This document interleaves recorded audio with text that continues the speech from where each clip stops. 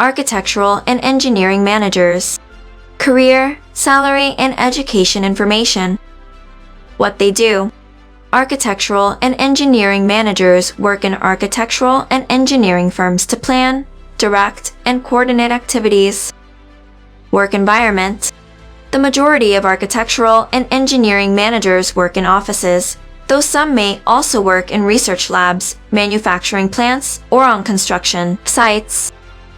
Most work full-time and some work more than 40 hours a week. How to become one. Architectural and engineering managers usually need a bachelor's degree and a lot of experience working as an architect or engineer. Salary. The median annual wage for architectural and engineering managers is $144,830. Job outlook. Over the next 10 years, employment of architectural and engineering managers is expected to grow at a rate of 3%, which is about average for all occupations. Many of the new jobs for architectural and engineering managers are expected to be in computer systems design and related services and in consulting firms. Thanks for watching.